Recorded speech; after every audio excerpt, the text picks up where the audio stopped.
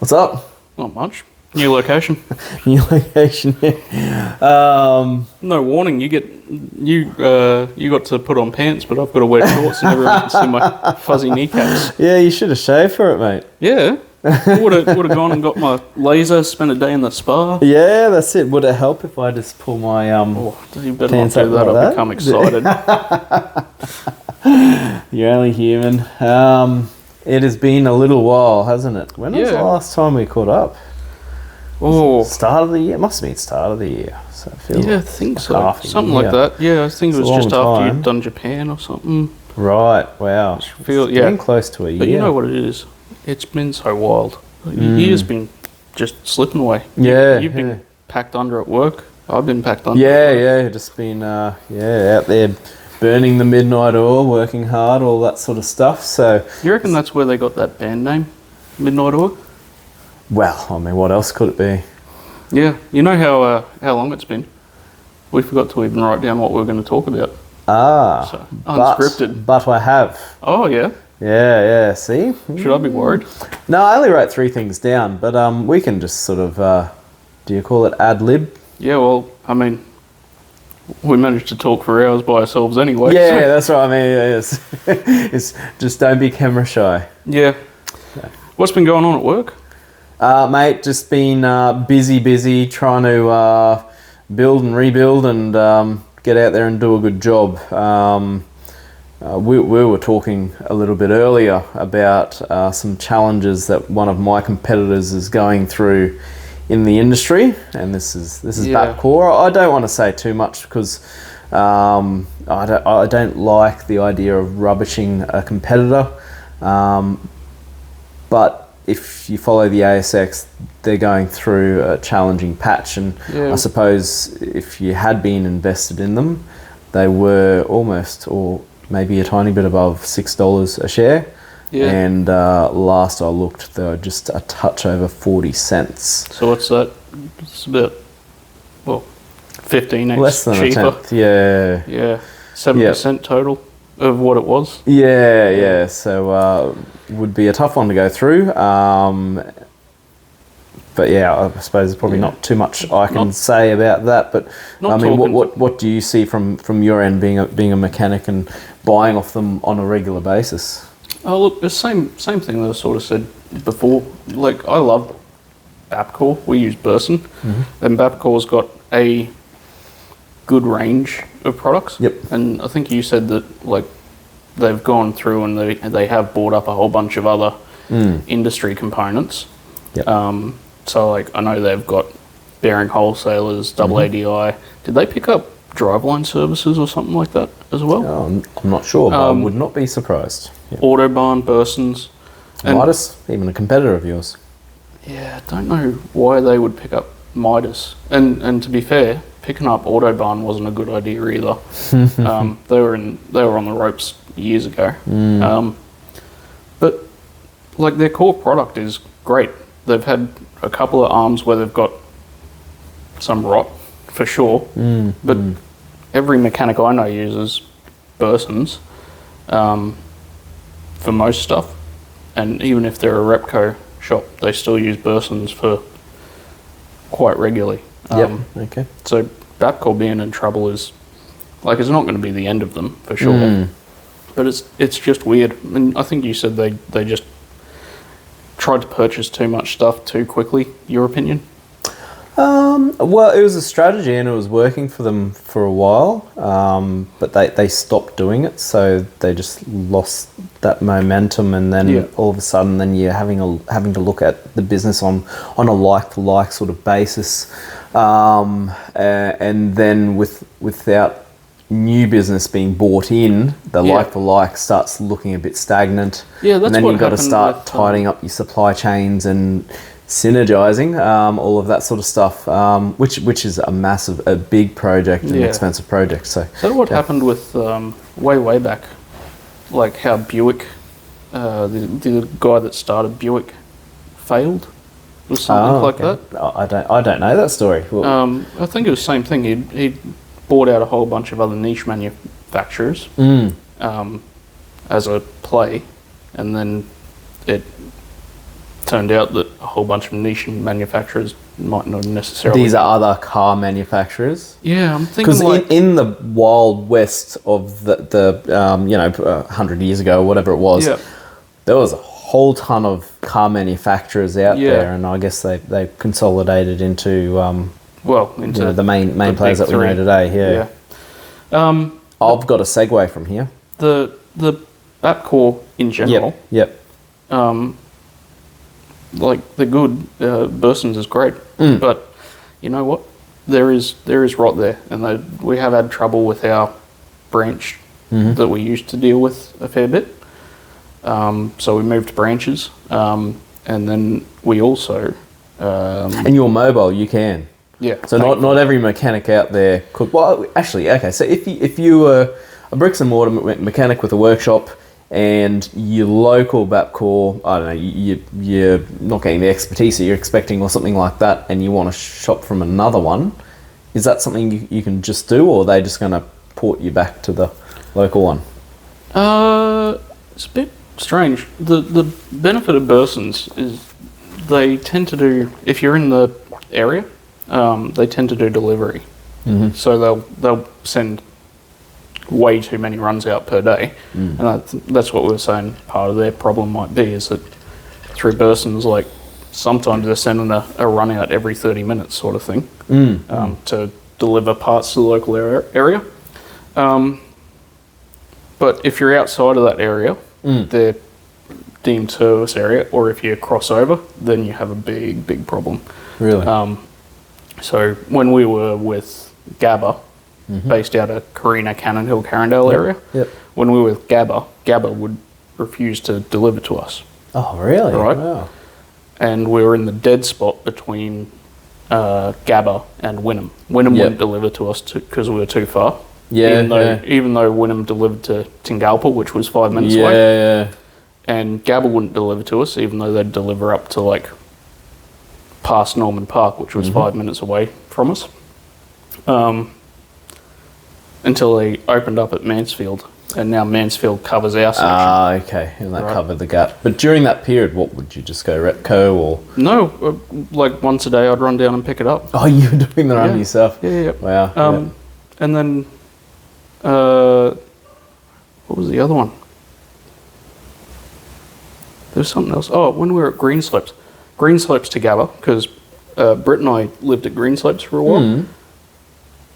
Greenslopes is technically outside of Gabba's delivery area. Yep. So we had to negotiate for them to deliver to us once a day. Oh, wow. Okay. Yeah. Again, it's literally 5 minutes down the road. Yeah. Right? Like, you know where the KFC is at Greenslopes? Logan Road? No. I know Logan Road, like, Is it near the car wash? 2 kilometres up the road from Stones Corner. Yeah, yep. Yeah, basically there. 2 kilometres up the road from Stones Corner. And you know where East Leagues Club is? No, I feel lost. And usually it's landmarks that I do well with. Well, you know, you go through East Leagues Club, Cooperoo. Oh, you know where Cars and Coffee is at Cooperoo? Yeah, of course. Yeah, that's where Gabba is. And Stones Corner's shop, like the next suburb. I know Stones Corner, yep. So that's the start of Logan Road, isn't it? Yeah. And they wouldn't go 2 kilometres further up. Oh, wow. Yeah, that's crazy. We had to negotiate for them to deliver to us at that time. Yeah. So they get really weird with their interstore sort of delivery areas and rivalries and stuff. And if you do get a bad store, you can have a lot of problems. Yep. I think their biggest weakness is probably that when they're doing hiring, they're not getting necessarily people that know lots about cars all the time. Yeah. So if I need to do research or if I need to know something, you're on your Pat Malone. Yeah, and that's why most mechanics don't use a super cheat, because you can't talk to them in a language that we understand, which sucks. What would you call your language? Educated. TAFE plus. No, it's like you and I know. When you're looking at part numbers and such. Like, you don't want to call up somewhere for a car that's more unique or whatever, and go, I need this part, and then go, what's the rego? Like, it doesn't matter. You're not going to find it. Like, I'm looking at the part that I pulled out of the car right now. Yeah. Like, and there's nothing like this exists in your system, so what are you going to get for me? So you just call them up, I want a dizzy and a donut. Yeah. Actually, you know what? Burson's does do that well. When they have a big sale on, they send you out an order form with a fucking Tim Tams rubber banded to it. Ah, okay. There you go. Tim Tams work. Yep. Very Aussie. I had something before you kind of related. Yeah, go you for know it. what? You know what does muck me with Bapcor? Yes. They don't cross-pollinate their brands. What do you mean by that? Well, Bapcor owns bearing wholesalers. Oh yeah, they own heaps. Yeah. Right. Well, bearing wholesalers sells to Burson. Yeah. Okay. Yep. And then Burson sells to me at a markup. But I can call bearing wholesalers direct and get a better price. Is that right? Yep. Okay. Yep. So. Wow. And sometimes it's Why like is it 30 or 40%. Wow. Well, because massive. I think they're treating each other like independent Yeah, suppliers. Yeah, they're siloed, aren't they? Yeah. Huh. Which is mental. Yep. And that's a tough one to unweave. You know, unknot that one and change the business so it's You'd think set up. that, So, yeah. right? But like, is it really From that your hard? perspective, from the customer's perspective, it's just crazy, isn't it? Like, Yeah. it just makes zero sense. Yeah, I mean, if Bapcor, like, are they all on independent stock taking software or whatever? They're trying to consolidate their ERP. Yeah, well, that's where they've gone wrong. Because if you're looking at a multinational business, like Amazon doesn't necessarily say, this brand's got this much in stock and this brand's got this much in stock. It's just there's this much stock. Yes. And then wherever it comes from, it sends to you. Like, it's not like, oh, well, this warehouse is owned by someone else and this is bullshit. Yep. Yep. Okay. That's we were talking about Buick there, and that leads me to one of the things I was gonna bring up, which is BYD. So Close. there was the Wild West, mostly in the States and I suppose in Europe as well. 100 years ago, manufacturing cars, all that sort of stuff, and at the moment it's in China and it's electric cars, and there's just an explosion of brands that have come out there, and I suppose one of the bigger players is BYD. Yeah. And so last year versus this year, they've increased their export sales by 94%. So a big increase. It's not a bad business. Not a bad business. Guess what their Chinese sales have done? They tanked. They've tanked by 22%. It's a different model, the tank. It's a Great Wall. But yeah, they say they've tanked. Yeah, they're down 22%. So I think more or less, it might be pretty flat for them, which is interesting. That the Chinese market is not. I'm sure they've already adopted that brand, but maybe there's some weakness in the market there. They're saying the overall Chinese market for cars going forward for the year forward is predicted to be an 11% drop. That's interesting. Isn't it? Do you think it might be related to the economic instability with the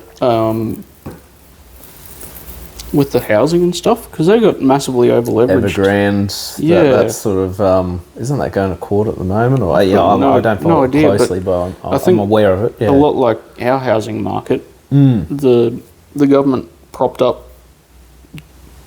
up with developers and such for a long, long time, and now those developers ended up extremely over-leveraged.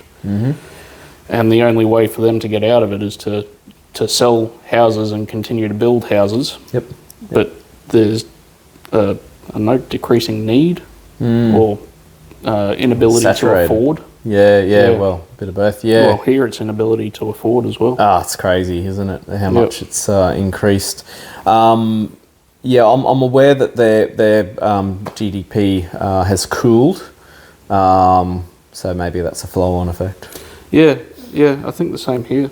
But like there's 3 or 4 houses gone up for sale within 2 streets of home, and the one next door to us has had maybe 3 inspections in like 6 open homes. Maybe 3 people walk through. Oh, really? Okay, yeah. Yeah. So the interest has really dropped off. It's not like people are going out and trying to bargain down and bash the price down. They're just not looking at all. Well, yeah, I think I'm not so sure. And Sounds like an access to capital sort of thing. Maybe they're not getting loans. I don't know about that, but like, I mean, it's a. Well, I'll give you an example. It's not a house that looks like it's worth what people think, what the real estate and such think, right? I think you said 1.8 or something, or 2.2. It's what was in the 70s a fucking council house. Oh, right, okay. Right? Yep, It's a council house on stilts. Yep. Decent shed, nice size block, but it's not renovated. It's not anything like that.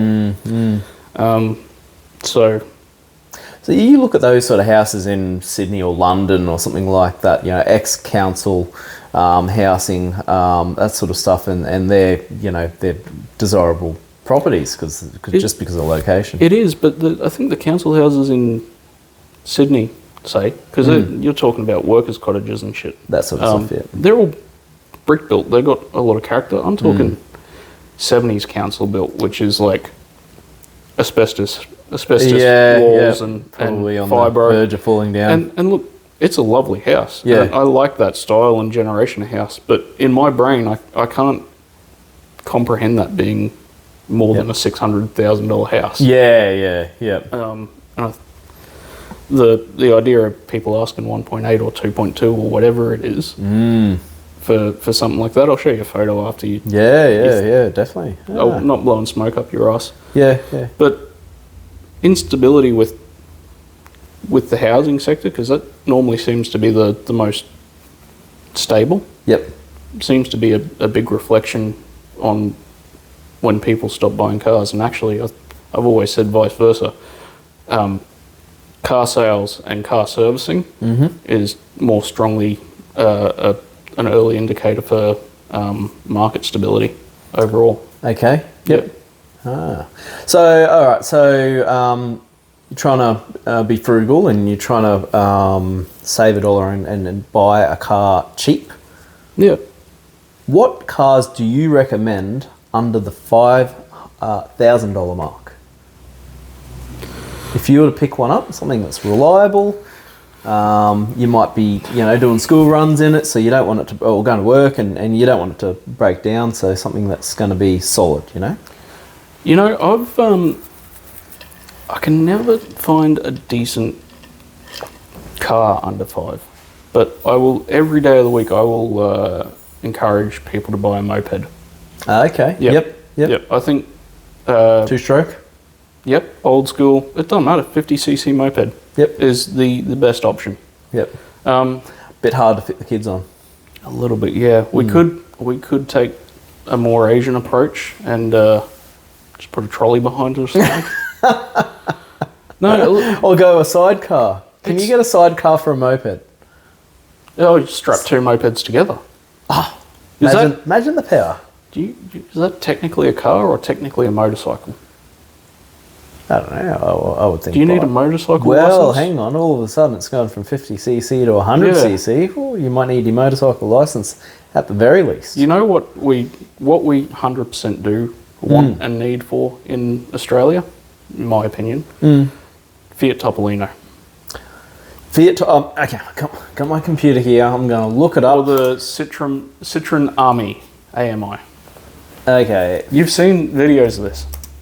TOP. There we go. All right, Topolino, and let's get an image. Let's see how ugly this thing is. Oh wow. Okay, yeah, that's sort of like a spiritual successor of the original 500, isn't it? Yeah. These are. Wow, it looks like a golf cart. Well, essentially, it is. It's on a golf course. It's the photo on the left. That's a factory option. The it doesn't. Not having doors, you can have a a piece of rope across there, like when you go to the cinemas. Yeah. Yep. That's cool. Oh, they should definitely bring these here. Well, Why doesn't Australia have like cool small cars like the IQ, the key car range in Japan? pedestrian safety, crash safety. It couldn't get enough speed up to hurt a pedestrian. Oh, A pedestrian could hurt that car. that thing. Every panel is plastic. Yep. The doors are reversed side to side, so they're the same panel.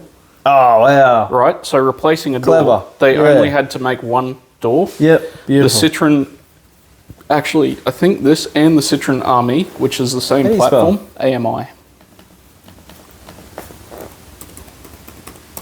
AMI. I probably spelt Citroën wrong. Oh, how do you pronounce Citroën? Did we talk about this in the last one? Citroën. Citroën? Yeah. Someone said to me the other day, it's funny that for a company that have so many problems, they're kind of named after a lemon. A Citroën. Yes, Citroën. No, it's the same. It's the same concept, isn't it? It's Is the it same the same chassis, I base? think. Okay, Yeah. it is. But It's a shared. The shared front project. panel and the rear panel, same. No, you're kidding me. It's got lights. Just on the different lights. front. Okay, different Lights fitted. There it is on the move. Okay, so we'll show you some images of this. Yeah. But and this one actually has what looks like a pool fence gate as a door. Yep. And actually, see this top right photo? Yeah. Oh, and the doors open, so they're They are the hinged same. on both sides, or No, it's the same door panel. So your left door opens like a suicide. right. your right Okay, the door hinges are set, but there's latches on either side, or depending on left and right. Whatever. Yeah. Okay. They take Wow. a door. I mean, it's They clever. take a left like- door and yeah. just swing it around to put it on the right side. And the original 500, they would do a lot of ones with canvas roofs because metal was expensive. It was just a cost cutting measure. Wasn't an option in the original. Original, 500s. yeah. That's it. But that's got a sunroof. That's fancy. It's got a sunroof. But I get sunburn on my head, mate. what do they got? 25 or 30 mile an hour. So what's that? 55, 60k Oh, top is that speed. the limit? Top speed. Oh, but you'd hop it up, wouldn't you? 40 mile range. So It's about electric. 100. Yeah, all 40 electric. mile range. Oh, About 100 kilometres. Yeah. Oh no, about 60 or 80 kilometres, right? Ah, that's rubbish. But think, How impractical. impractical. Think what most people are using their cars for, right? Mm-hmm. I'm going to drive to the train station because city parking's too Yeah, annoying. okay, it's good for that. Yep. I'm going to drive to like down to the shops and such. Most trips have only got one person in the car. Yeah. Oh, hang on. So it's a $10,000 car. Every panel on it's plastic and Yeah. instantly replaceable. Wow, that's cool. Yep. Not going to get wet because you've got a roof. Yeah. Okay, all right. You got 40 mile range. You want to go to the beach? Which beach are you going to? Wynnum. And you don't have to worry about it getting stolen. Get the mud between your toes, mate, hey? No, what do you get? You get to, was it Nudgy? Nudgy, Beach? yeah. You can take the dog for a walk. No, I mean, it's the same thing. It's Oh, that's hilarious. Wow. Well, it's even got like there's a retro look. I'm not sure if this is rendered or if this is a kit out there, but they've got a retro looking one. That's done up as a Citroën 2H, Wow. which I'd hate that I know that. It's a whole new world, isn't it? That's crazy. Yeah, but these things are going off in Europe because they're cheap. Mm. They're actually like, what do you call it, learner approved sort of thing. Mm-hmm. So they're registered as a quadricycle. Ah, yep. Lower tax bracket. Yeah. Lower top speed. Lower insurance premiums. Yeah. Same as a key car. So they should and if they had batteries that you could just hot swap, Oh yeah. that could be quite handy. Well, I could see that it charges on a 240 outlet. being- Okay. Yeah. Right. So it's got 80 k's range. Yeah. Right. Drive to the beach. Yep. Drive to the Gold Coast. Drive whatever, park it there for a day, plug it into a wall outlet, and charge it up. But I mean, charging your electric car off a wall outlet is just the slowest, most painful thing ever. they might support fast charge. Yeah, but yeah. I mean, you plug it in for 2 minutes, it'd be full on a fast charge. Yeah, no, that's a good point. Or I drove. Has it was got it a- Twingo? has it got a luggage rack on the back on the Fiat? Oh, you mean the original 500? No, the Topolino. If you could bolt a luggage rack to the back, just take a generator. It's the best $300 you spend. I feel like my internet's slowed down. Oh well. No, it's so hard to say what would you buy if you had $5,000 to spend on a car, because Well, okay, I can say what I was expecting you to say. Like a Toyota Yaris or a Honda Jazz Yeah. or something like that. that's essentially where I think. But to get a decent Jazz is 12, 14, Yeah, right. Okay. 16 grand Yep. now. Yep. Because I got a friend who uses quite a few Jazzes to do like car share, car hire. Yeah, gotcha. Yeah. And I think his average buy price is 12 or 14. And, Right. and that's thinking 10-year-old, 12-year-old, moderate case. Yep.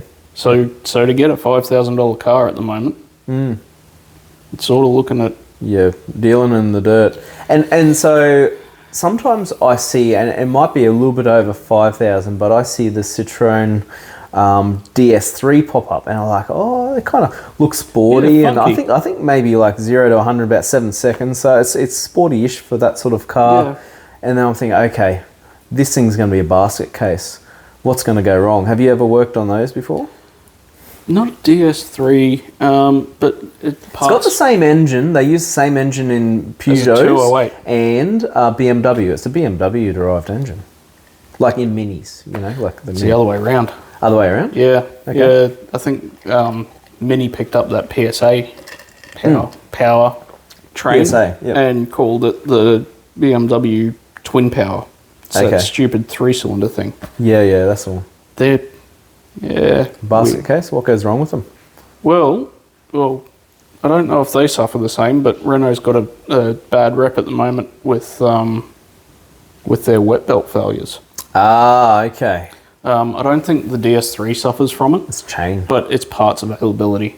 Yep. And look, I like to think of cars in a holistic sense, right? And there are stereotypes about like where a car came from and how it's made or manufactured or its reliability and such.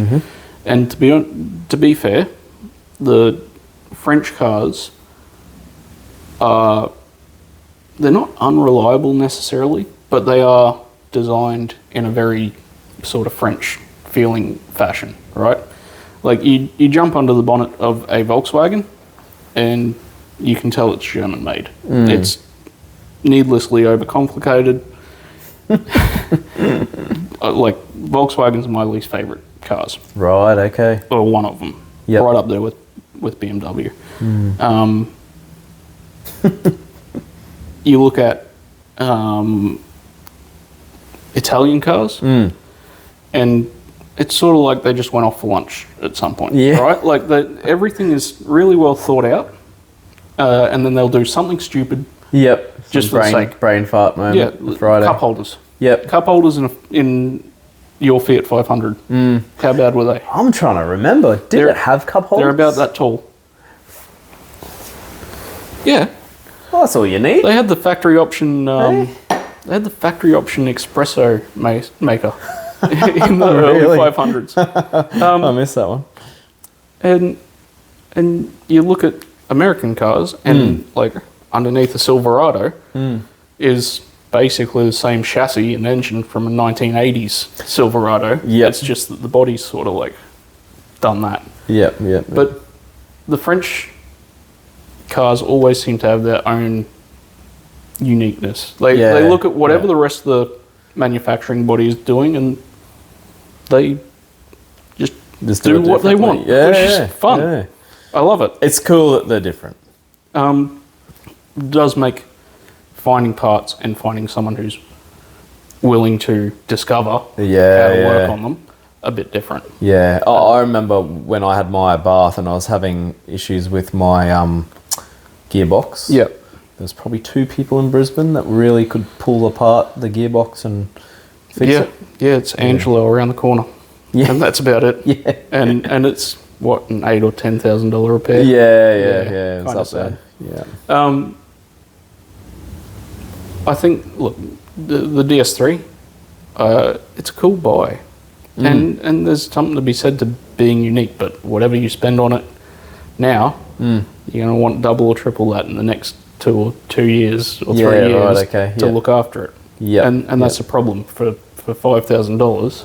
Okay, so are you better off if, say, you already have a Honda Jazz? Yep. And it's a big service due. Do you sell that, get a DS3, and then continue to service that one through its life, or you stick with the Jazz and do the big service? It's almost always cheaper long term. Yeah.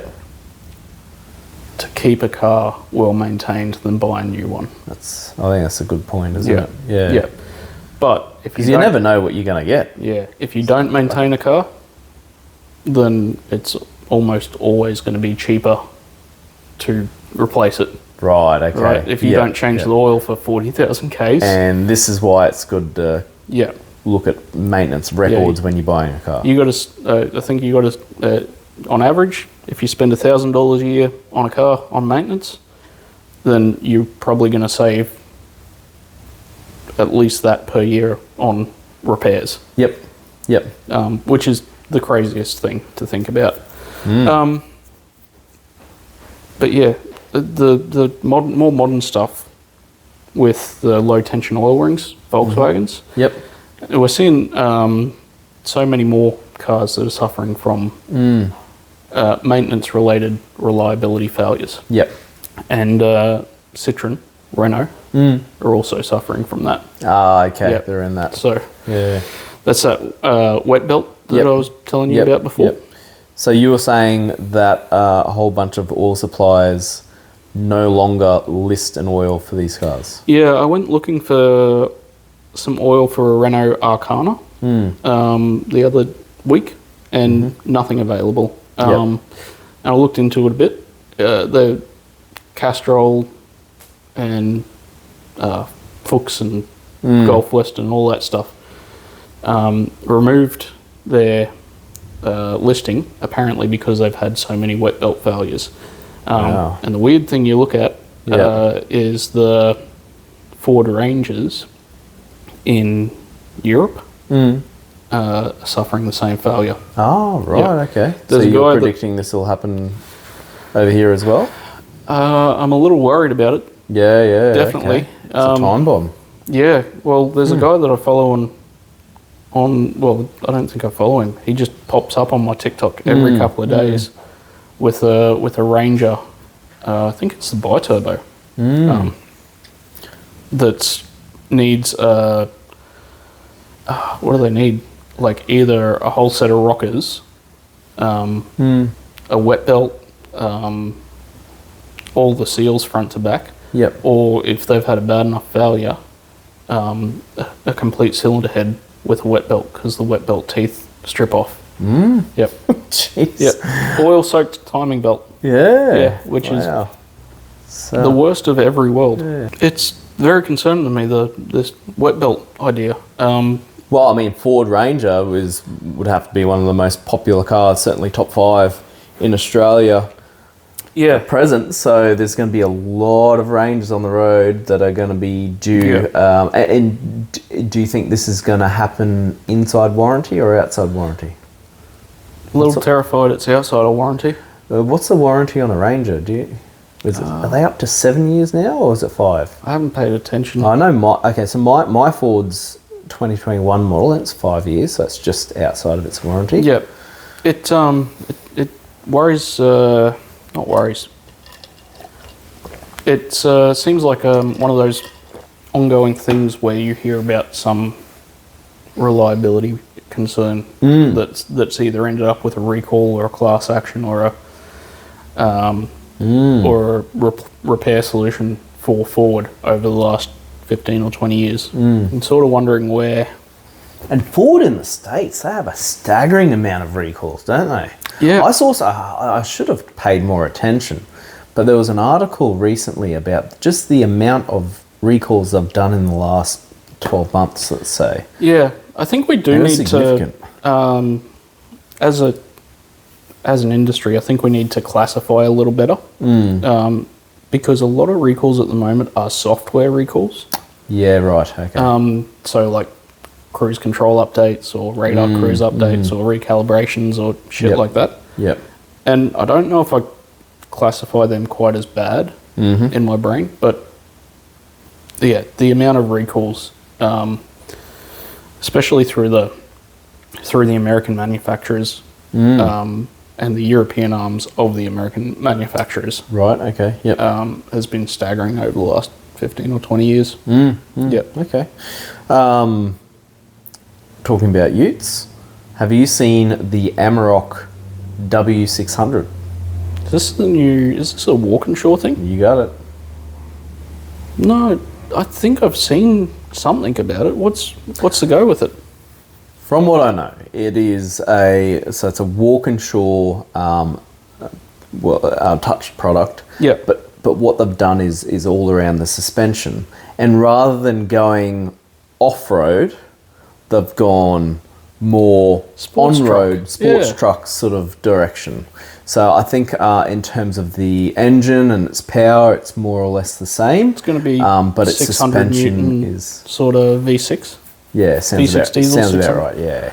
So, but suspension's tightened, and it drives I suppose a little bit more car-like. What do you think? That's quite an interesting symmetry. Because the current Ranger and the Amarok are similar chassis. They're cross-platform. Ford seems to be going more and more work-based. Yep. And Volkswagen seems to be going more and more open back wagon with them. Yep. Because you got the Raptor, Super Duty, and now you got... We worked on one of those the other day. How'd that go? Yeah, cool car. Nice. Yeah. I hear they're slow. So, well, I mean, we didn't really test that, but yeah. But I'm also seeing with your Walkinshaw stuff then, and Volkswagen's got their stuff seems to be more on-road performance at the moment. Well, it's good that they're going a different direction, give customers a different choice. Yeah. I think more or less people are using it on-road anyway, but we like to look tough and off-roady and you know, that sort of thing. So it's missing out on that, but yeah, it's just... I guess it's for the Sydney crowd, right? I do love an on-road sports truck. Yeah, you know I love them as well. That's except I'd probably have it a little bit lower and all that sort of stuff. F-150 Lightning. Yeah, hell yeah. Yep. Actually, I am a sucker for a lowered dually. Like your C30s, Silverado 3500s. Oh, right, yeah, okay. Yeah, nice. I am an absolute sucker for OBS, like 70s square body. Yep. Dual tire rear. Yeah, nice. Yeah, I've watched some shows online on those. They're pretty cool. Yeah. Yep. I keep looking for them on... trending at the moment as well. They're having a little bit of a resurgence. People tarting them up and sort of making them more modern and more easy to drive and I freshen them up. I think about that a little bit, right? Because what's the difference between a brand new modern car and a 1994 Corolla in your head? What's the difference? Oh, in my head, it's the tech and maybe more modern, more power. Yeah.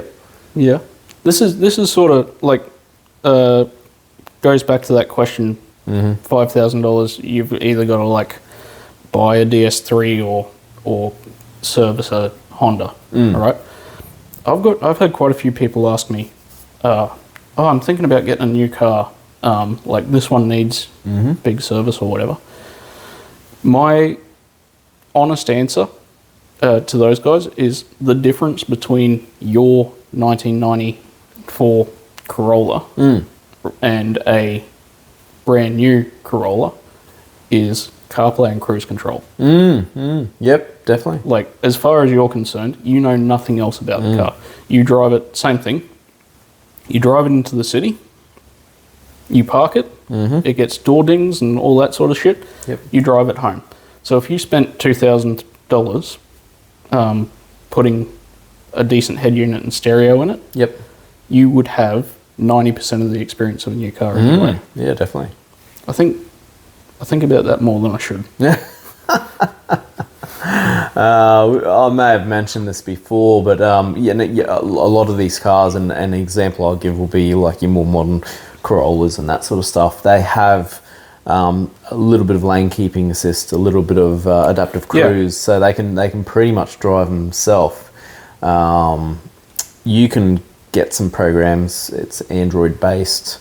A camera, more or less like your phone, and you can have these things programmed to drive the car for you.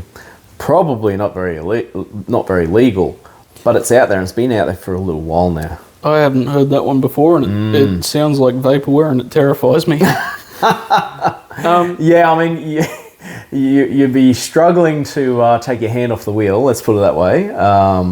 There's a lawsuit that might be relevant to that coming up in the States. There's actually States or England, a guy in a Tesla that ran through someone's front garden and accidentally took out their homeowner. Oh jeez, yeah, that's crazy. And is up for manslaughter. Wow. Okay. So the argument's going to be, where were all these nanny? Yeah, FSD controls? was in control. Ah, right, okay. Until right before the crash. Until it wasn't. And then I was listening to a Matt Farah's podcast. Yep. And then right before the crash, the throttle trace was 100%. And in a Tesla, that's pretty quick. But a lot of talk. But the Matt Farah's immediate question was, if you become super reliant on the FSD anyway, and then it shuts off and you panic and you jam down your foot and you get the accelerate instead of the brake. Yep. That might be where it came from. Yeah. Hey, I borrowed my old man's. He's got an electric car, and I borrowed that thing, and I thought I'll play around with it, and I set it to the 1 foot driving. Yep. So you're off the accelerator, it brakes. You're on the accelerator, it goes forward. And I was thinking, put in the situation where I needed to jump on the brakes.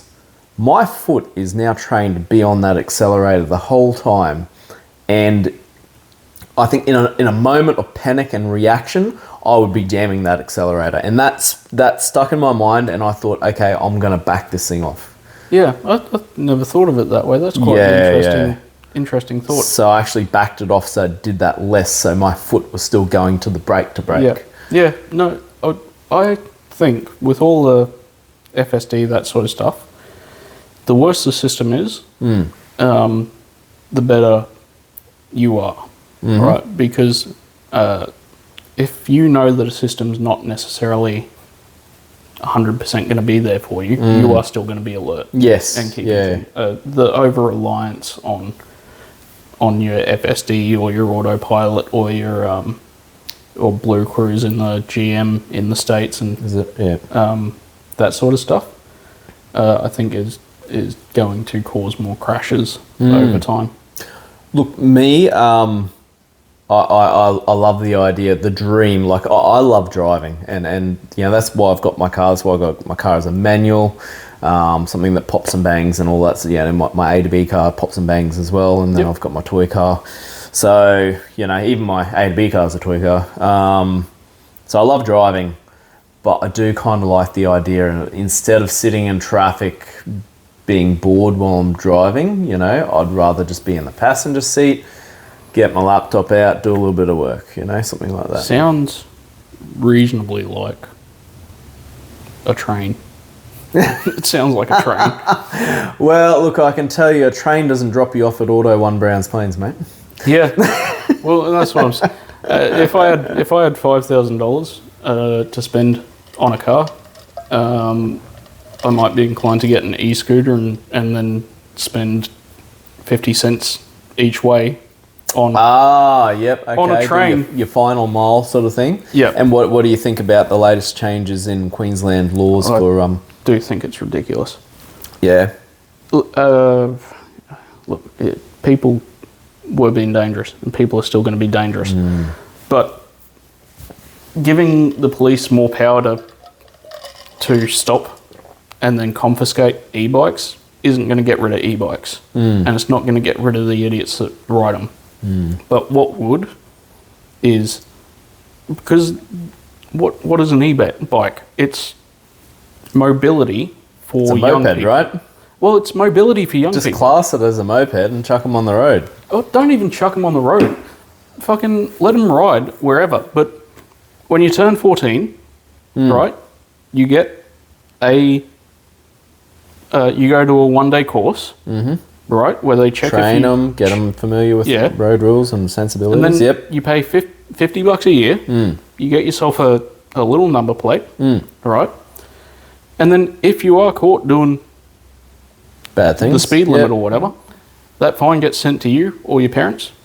And there is nothing wrong inherently with e-bikes. It's young people having affordable mobility. Yeah. So limiting to them. And young people that they want to get out and get a job, and how they're going to get there, and you know it's limiting if you don't allow them. So I think you got a good point. I think maybe the opposing point is there's a massive differential in speed between a pedestrian and an e-scooter. And bringing those in, and not just e-scooters, pedal bikes as well, but bringing those a little bit closer in line is probably for the best for pedestrian safety. Yeah, exactly. But I think scooters in particular are a bit more dangerous because they got tiny wheels. They always, right? Yep. Hit a bump you going over. Yep. But like your Fiesta will do 200 k's an hour. Oh, it'll do more than that, mate. Trust me, Magix. You've been caught on the speed cameras doing 200 k's an hour? You know, I've never accumulated a fine in the Fiesta, but I did get fined the other day in the electric car. Yeah. I thought I got done twice. $500. I thought I got done twice in 5 minutes in a customer's car the other day. No. Oh, that's no good. But no, like the answer is right there. Like you've got a car, your car can speed. I can, but I don't. Yeah. And why? You've got the consequence of a fine. Limit fucking e-bikes. Don't actually limit the bike itself. Limit an e-bike to 40 k's an hour around town. Yep. And once you get to 17, or call it 17, limit it to 70. It's a moped. Like same rules apply, and it allows people to get onto a moped type mobility younger. Yeah, which is better for mobility. Yeah, I think that makes sense to me. Yeah, but makes sense to us doesn't mean it's going to go. I've always said it. You and I should be running the place, mate. Yeah, probably. No, I'm too brash. Not nice enough. Yeah, sometimes you need that though. I think we've talked too much about the failures of the government and cars. Should we talk about some of the stuff that we... Products, let's do it. Yeah. I'm interested in this blue bottle. Yeah, look. How does it smell? How's it smell? How's it taste? Blueberry flavour. You can see that I've just about used this thing up. So I'm a fan, I'm a user. It's fuel treatment. I guess this is something that's kind of relevant. You know, if we're having fuel shortages, people are stockpiling fuel, and you might pull that fuel up to use it. Add something like this. It doesn't have to be this one, but this is good stuff because it does everything. It's lemon fresh. Yeah, don't drink the Kool-Aid. And you just add, say, 20 mil to a tank or something like that. And not only will it do some clean your injectors, all of that sort of stuff, but it'll get rid of anything growing in your fuel, any water condensation that may have built up. So it'll treat your fuel, make it last longer, and it'll clean your engine at the same time. Yep. No, there are some of these that I like. There are some that I don't like as much. I think it all comes down to your experience. This is a WA company, so they're out there supplying mine sites and all that sort of stuff. That's what I was going to say. Made in Australia sort of makes me feel a little bit more confident about it. It's pretty difficult to sell in Australia, made in Australia, unless you've got something that maybe works. Whereas a lot of that other stuff, like your engine oil flushes and stuff, I don't know how much I buy it. There are a couple of products that I will buy. Yep. I'll buy a decent DPF fuel treatment because I've seen them work. Which ones do you like? What do you consider decent? Blue Chem. Blue Chem, I'll have to look into them. Yeah. They're under $40 a can, or about $40 a can. Yep. Can for a full tank, and I've seen them on the scan tool. I had a diesel Holden Malibu that I couldn't get to do a stationary burn through my scan tool. Can of this in the tank. Watched the live data and watched the DPF temperatures rise 200 degrees off the bat. Yeah, right. So I'm a fan of that. I'm a fan of any decent diesel biocide because they actually work. Yep.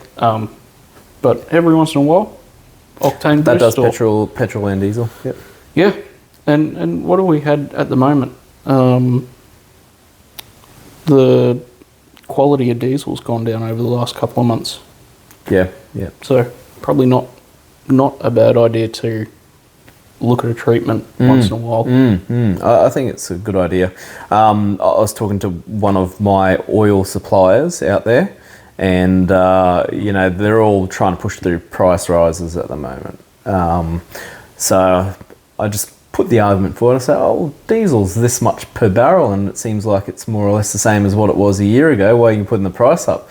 So it's more so access. So a lot of the oil that's used for fuel has been prioritised towards petrol, not for these other products. So these other products, this is what they tell me. Yeah, their prices have risen and all that sort of stuff. Not sure that I buy that entirely. Yeah, because I mean, any excuse for a price rise, right? Yeah, I'm not afraid to sully a name here and there, but I think back when we started working on cars 5 or 7 years ago, when we started the business 5 or 7 years ago, a bottle of HPR5 cost us like $50. Now it costs us $80. I don't think the inflation or the cost of oil's gone up that much in the last 7 years. No, it's nuts. So anyway, I've sort of gone off track there, but where were we? You use it? You use the fuel treatment? Almost a whole bottle. You notice a difference in the cars? Nah, it's probably peace of mind mostly for me. Yeah, okay. Do I notice a big difference? No, but the toy just sits there month on month, so I chuck it in that. Whenever I buy a new car, I do two tanks in a row. Yeah. Just that sort of stuff. Does this do fuel stabilizing? Yeah. It's that. The good thing about that is that it does a lot. Yeah. Because actually, the one argument that I'd have, especially for your toy, is if it's going to sit there for 3 or 6 months and not go through a tank of fuel, it needs a stabilizer. Yep. The fuel in there is going to start turning to gel pretty quick. Yep. So that's the beauty about that bad boy. Yep. So that's one of the things I wanted to bring up just because it's what other car care stuff are you up? Well, the last episode we spoke about the Mother's ceramic car wash, which smelt like watermelon or one of those sort of sweet flavors. So I've been using that, and I like that as a product. And they've just come out with the a ceramic spray wax. Yeah. So they already had that in their range, but this is just a new product. Bit easier to use, price is better, all that sort of stuff. I've not used it yet, but I plan to. Okay. So yeah, just wash your car. I might have to have a quick read.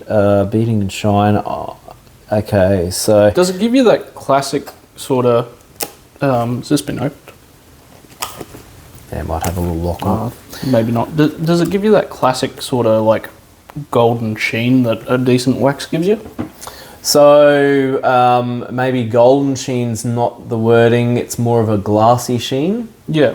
Yeah, Because you know that. Because your traditional waxes, they've got a little something in it, and the what do you call it? A wanky way to say it is they look warmer and all this sort of stuff. Yeah. Whereas a ceramic is it's like a manufactured glass basically. It's like a glass spray.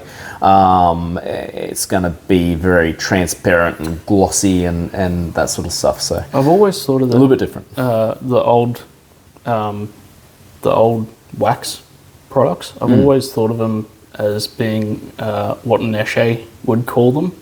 It's like carnauba. Carnauba. Your spot detailers are such a benefit nowadays, especially if you're Quick and easy. Yeah, like, and you just want to touch up. I don't know how long the ceramic in those sort of lasts versus other things, Not but long.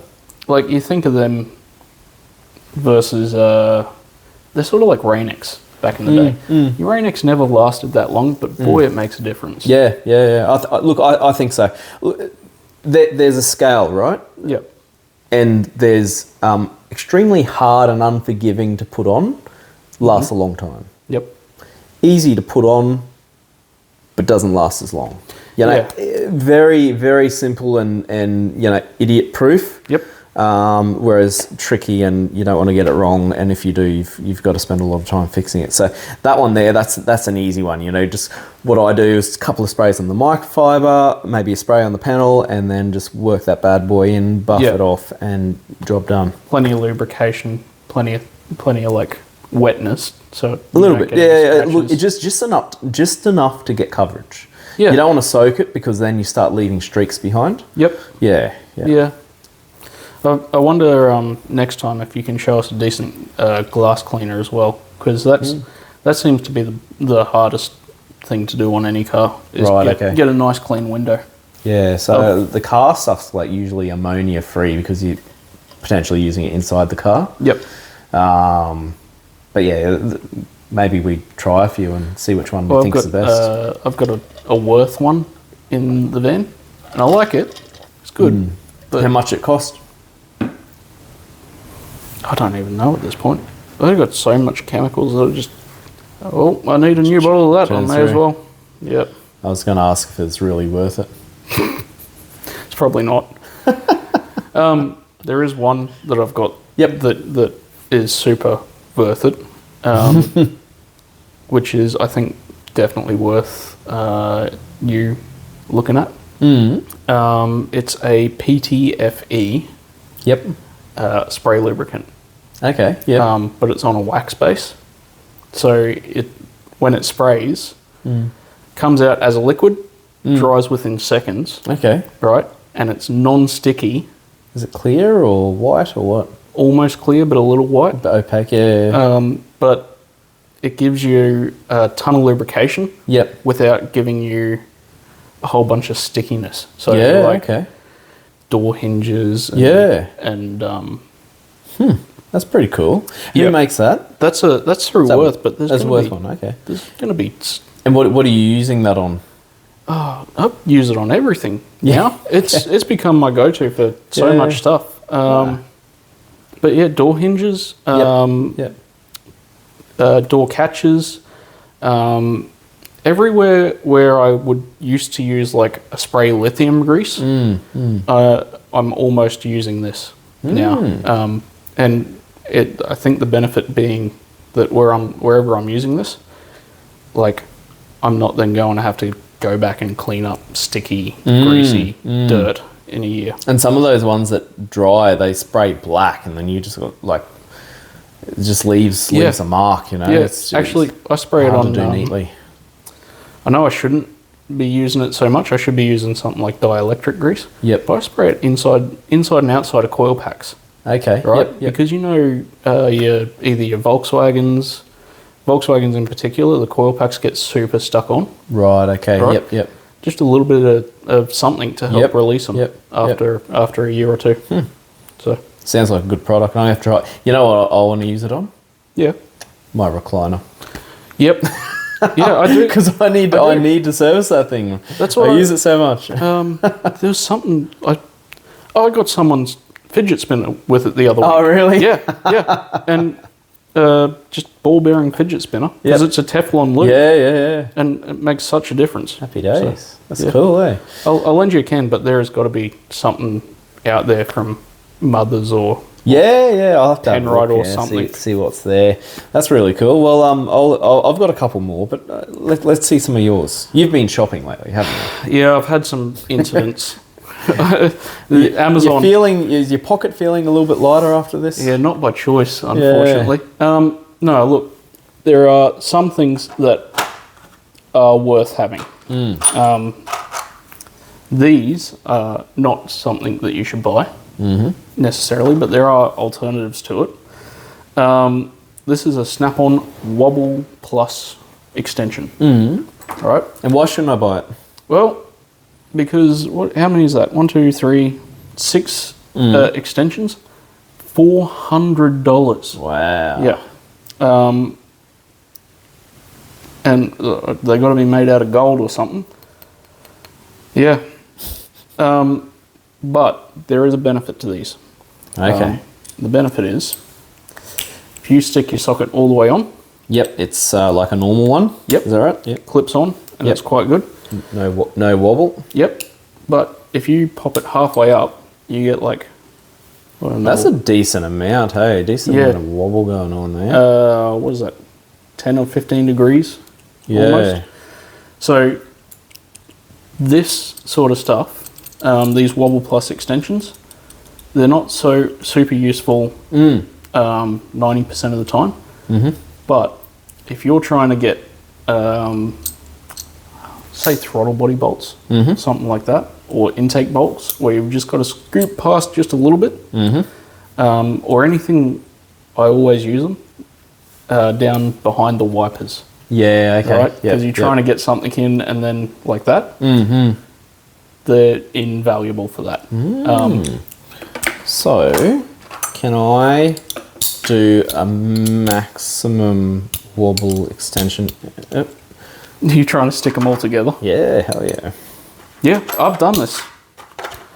All right.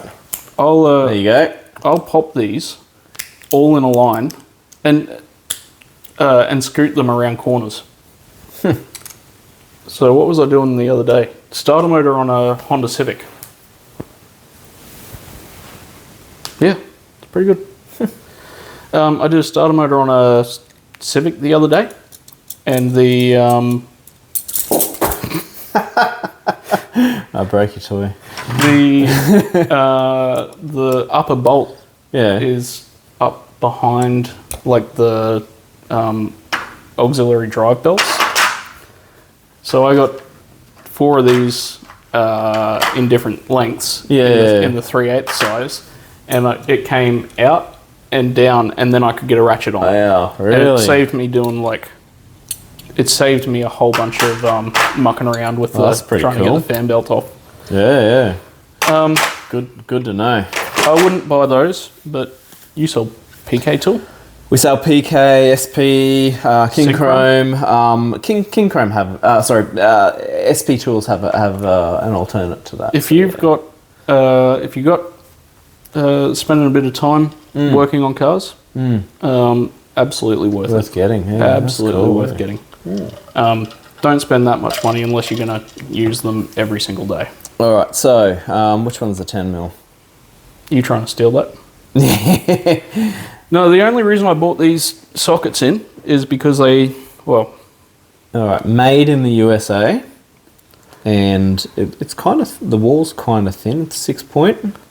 these are a semi-shallow. Semi-shallow. But the only reason I bought these in is because I spent too much money on them, and I got the extensions free when I bought the sockets. There you go. So, Oh, plastic casing. yeah, Jeez, you think they'd give you more than that? but it's got a magnet underneath, which is I can kind of feel the magnet, yeah, Yeah. when I put the socket in, but it's not enough to hold them yeah, because when you opened it before, it fell out. yeah. I think it holds it in a toolbox. Ah, okay. But yeah, these are everyone raves about these semi-deep sockets. I don't know. I think I'd rather have Koken because Koken's got the super shallows that we You saw said last time. cocaine. Fucking What did you say? Koken. Copen. No, this brand. Oh, right. Very small, but Koken. Right, okay. I think I might need glasses. Made in Japan. Wow. Yep. Now this one was a little bit of a purchase for me, but a strange one. I've been eyeing these off for a little while. They're a little bit too expensive in Australia, but Amazon Japan had a sale. Ah, right, and you snapped them up there. So They flex make head. a super tiny, super short handle, super shallow, Yep. but with 3/8 head. Oh, wow, okay. So decent size, yep. yeah, you put your standard 3/8 sockets on there, and if you're just undoing something quick, Yep. I was using this yesterday for fan belt adjustment. Okay, yep. Right, $70, and instead of trying to twist a bolt by hand or then try and get a longer spanner or something up in there, because your fan belt tension's never crazy, but you'd never get a 16mm socket on a quarter drive. Yep. That for $70, I can put my short Yep. 16mm on.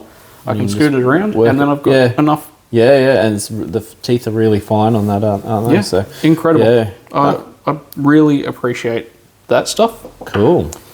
I mean, the Japanese make some cool stuff, don't they? Yeah, they make some weird stuff. That's handy. Okay, and what else have you got? You know what? I think the last thing I'll tell you for now, and then we can come back to the Spangler if we got a minute. Yeah, sure. This is some stuff I picked up out of Torque Tattle. yeah. And what does it say? Torque Marking Paint. Picked this up out of a American hot rod It shop. looks American. Look at the design on that sticker. Yeah. Looks very American, doesn't it? It's sort of like retro. It's from Gnarly Speed Shop, Right, okay. and I reckon Gnarly, man. this might be one that you could sell Right, okay. as well. Yep. Comes in a whole bunch of really unique colours, right? You put with your little needle knob in there. When you're done tightening up a bolt and you know that it's tight, you just put a little dab from the bolt Yep. to the thing, Ah, yeah, okay, gotcha. right? And so does it dry? What? It dries and becomes plastic. Ah. So there's a couple of different brands. Dicom, which is a really Yeah. popular machining sort Yep, of chemical yep, company. They make one. It dries like a really hard plastic. Gotcha. This dries almost soft. So if you need Rubbery. to, Yeah. you can scrape it. Ah, Right. yeah. But if you have gone through and done all of your suspension, Yeah. and you've gone through and you've tightened all your bolts, Yep. and then you're going to go pound it around off road, Yep. you can apply a little bit of this to every one of your bolts, Yeah. and then See which one's moved. if you Yeah, that's cool. as soon as I it love moves, it breaks the seal, and you get to see it. That could be one of the most useful things that you could have in your garage. You know what else it does? Yeah. It stops other people from mucking with your stuff. And that's, I'm thinking that, hey. Right? Yeah. Like if you come back Oh, and you yeah. go, my colour's green, or your colour's pink, or whatever. Yeah. Well, if you come back and there's no more green green tattle on it, Yep. then you know that someone else has touched it. Yeah, that's right. Torque tattle. But the other cool. super beneficial thing that I did Yep. is I found these fountain pen ink filling syringes Oh, okay. That's what that is. Yeah. Okay. on Amazon. Yeah. $13 a 5-pack, or Yep. something like that. Yeah. And So I you've loaded it. fill it up with my torque tattle because that bottle's a little bit weird, little bulky. a Yeah, little and you're big. trying to get into places. Well, if I've got to get up and past something, Yeah. I can get up there. They'd be really accurate with it. Yeah. That's cool. It's super And it handy. doesn't dry in that, like it. No, that bottle's been open for 3 months. I have had some issues with these bottles. The snout recedes and they get a little less useful. Yeah, but not a problem if you're loading those. No.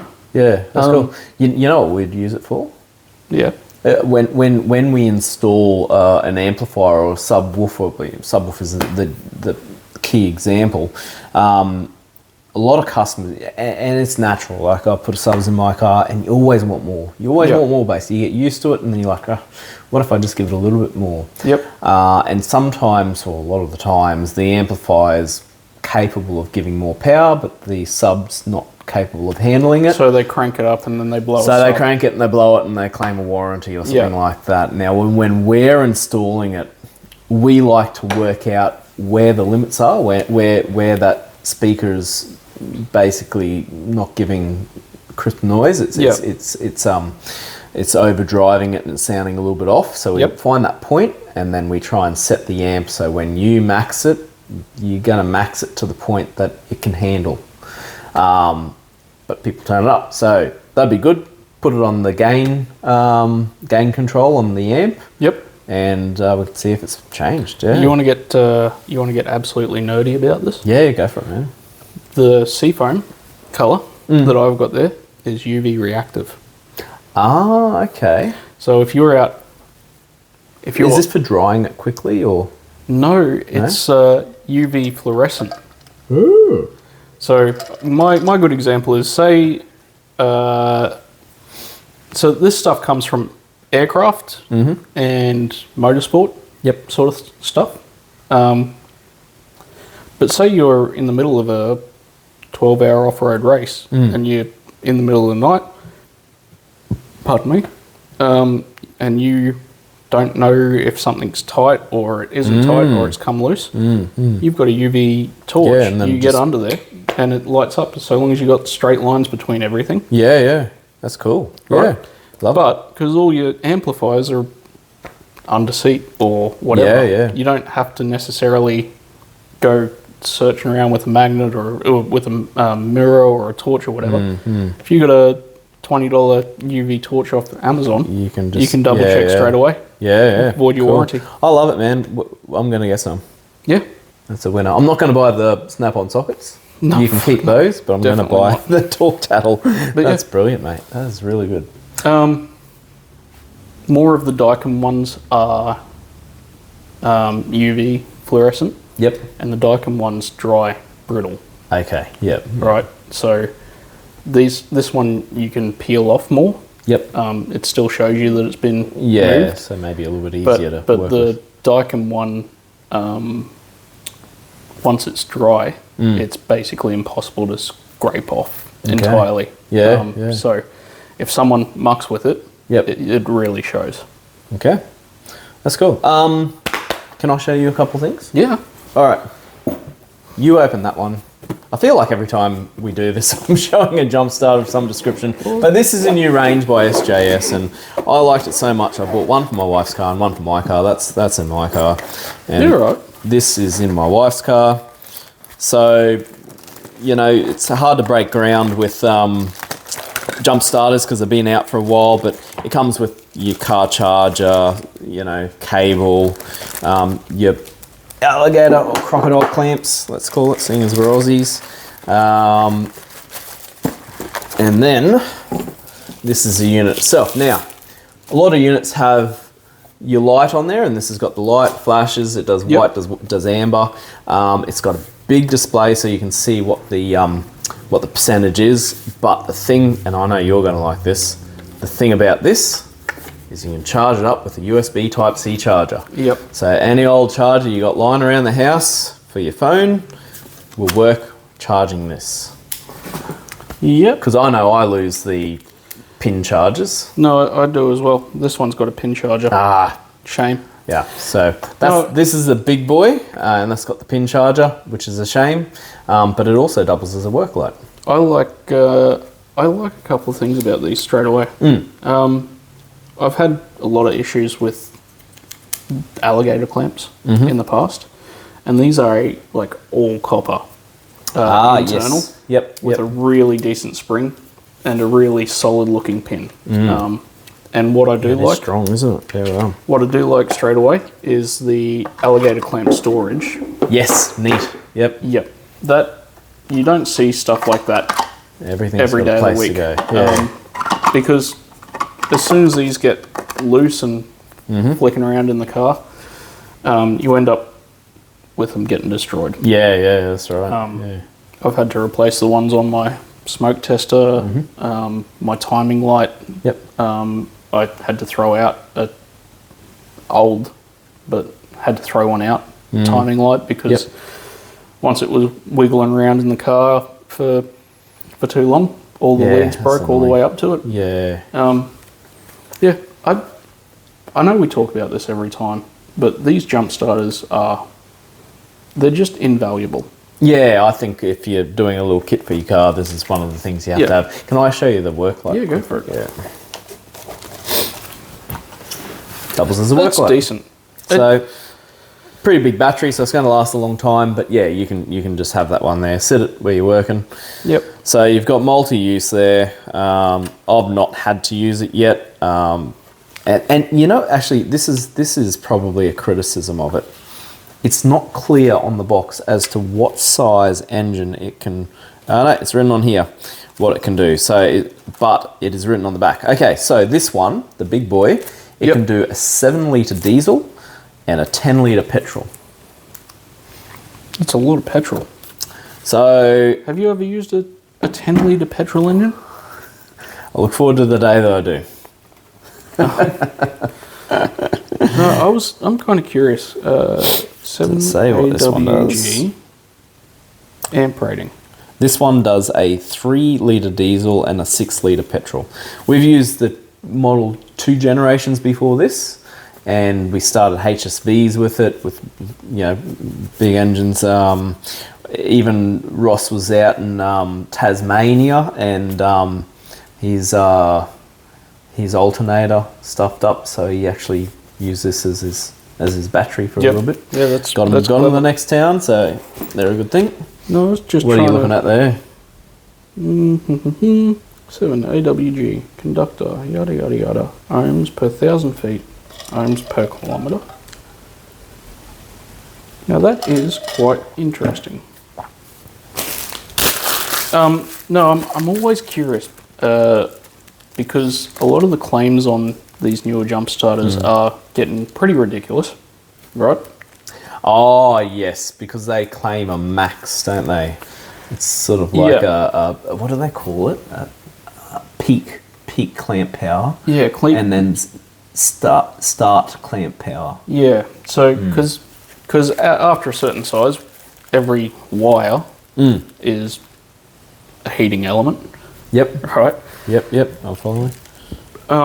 And I was curious because a 7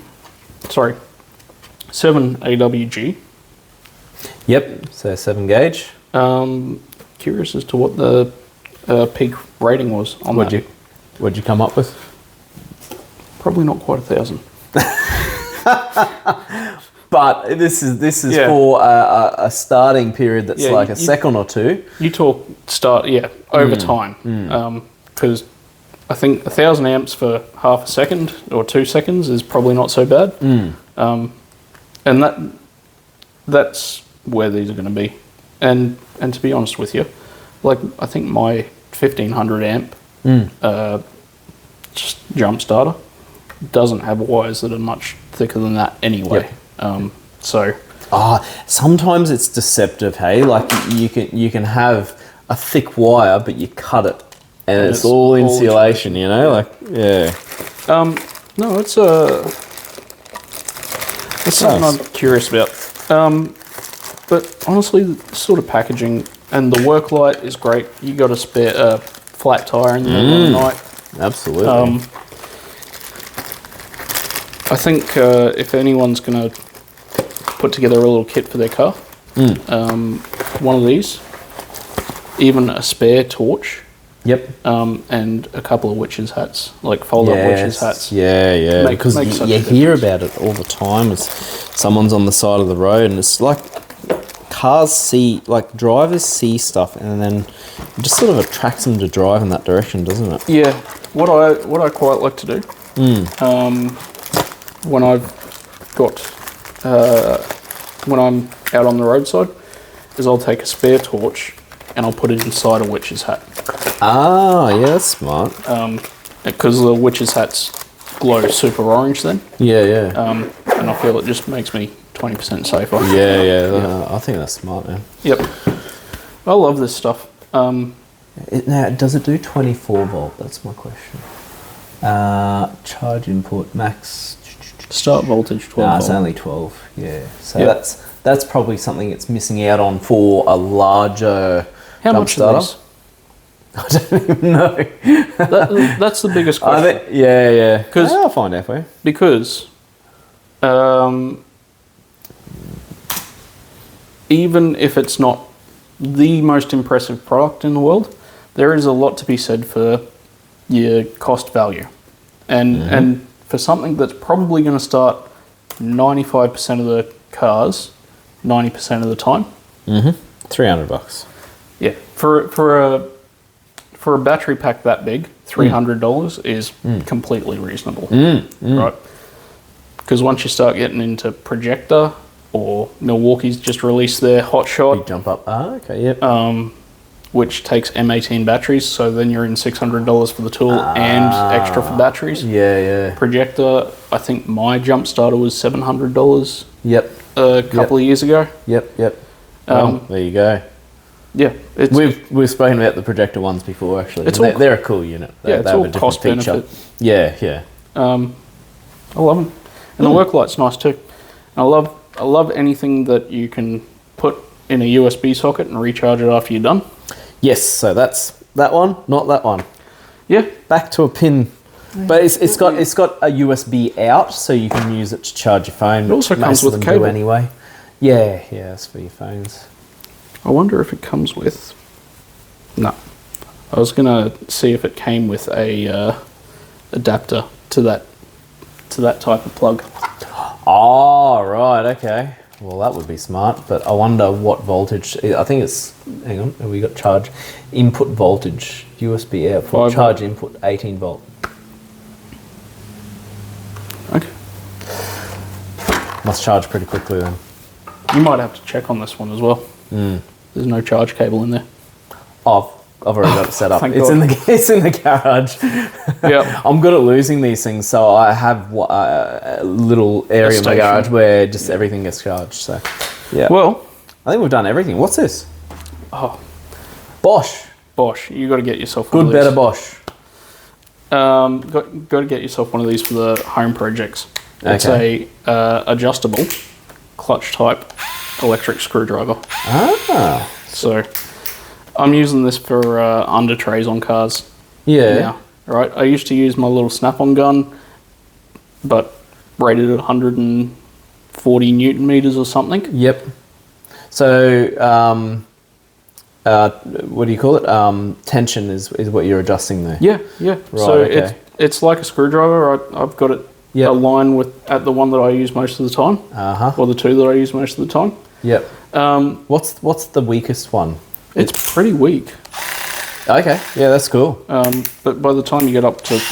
Because you always worry with the power tools that you're going to go too hard or too far. Yeah, well... Yeah, that's cool. I've found on a lot of the forward under trays, stuff like that, Volkswagens, because they're all those, what do they call them? The U-clip little insert nuts. Yep. Or Fords use those plastic nutserts. Yep. I always find that they're all stripped out after 2 years. So limit the torque down to a couple of Newton meters, and I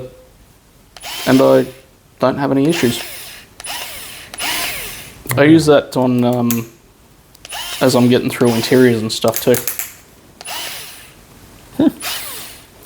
Oh, look at that. Yep, and the ring light on it. Yeah, that's super handy. effective. Yeah, for sure. Yep. Yeah, I like it. That's a cool toy. Worth Do you remember what they're worth? might have been $150. Yeah. Cool. So, I mean, I've charged it twice. Yeah, It lasts forever. It is a little bit chunky. That's probably, I mean, it's good for the battery, but maybe... I mean, it's about the same thickness of a... It's probably 1.5 Type-C. thicknesses of a screwdriver, right? But if you were getting through and undoing a whole bunch of Phillips head screws on an interior, Yep. or something like that, prevents you from over-tightening them, and it's faster than going like...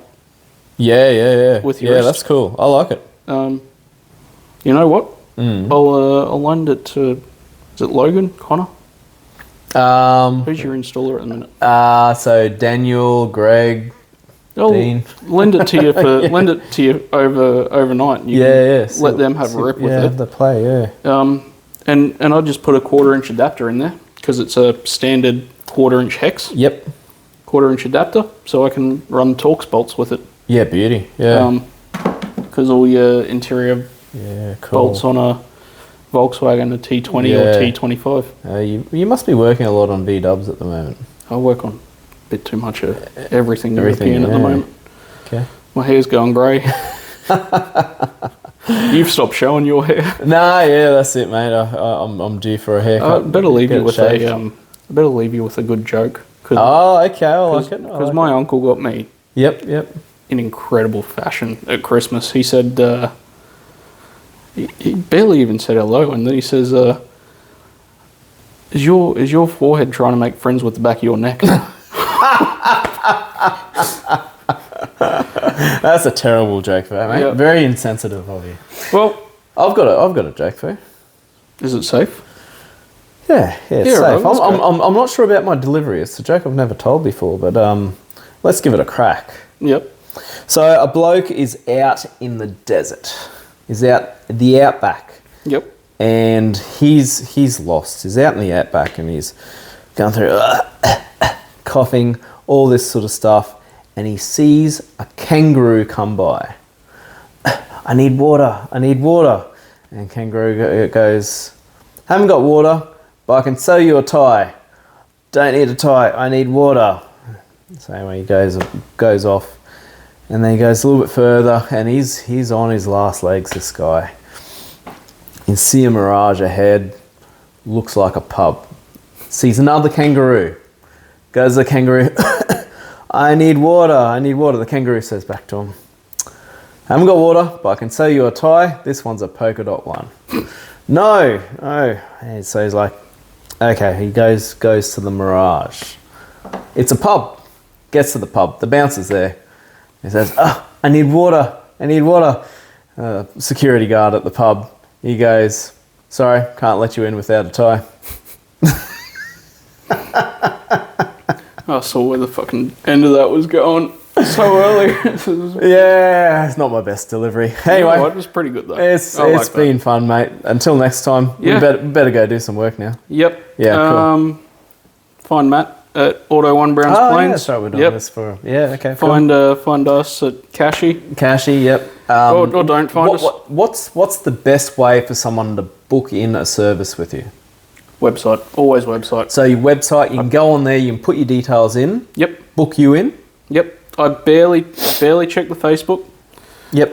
I get 30 texts a day. Yep. But if you get on the website or you send me an email, I'll usually get back to you within a couple of days. Awesome. Yep. Okay, cool. So and hopefully once I get through all the diagnostic problems I'm having at the moment, which are all European cars, I'll get back on top of the emails a bit. European specialist, that's what we all like. And what's your radius? What sort of area do you cover? Call it 25 minutes from Carindale. Okay, cool. But I will travel for for weird and interesting things. Yep. And I'll travel for people that have problems. Cool. So- Good guy. Good guy here. All right. Auto One Browns Plains. You know what? Come in store. That's good. Phone calls are good. Or even just send a message to one of our socials. Get down and check out. The sound equipment. Go and try some. Go and try some of the Hooligan coffee. Yes. Hoon coffee. Hoon coffee. Yeah. And, Actually, we need to get more running low. I've been drinking it all. And go and sit down and check out the wall of sound system stuff. Yeah. So worthwhile. We You never see it love anymore. making cars CarPlay friendly and Android Auto friendly. Spend $1,000. Yeah. Spend $2,000 and make your '94 Corolla Make it modern. actually work. Yeah, thank you. All right, until next time, guys. We'll see you soon.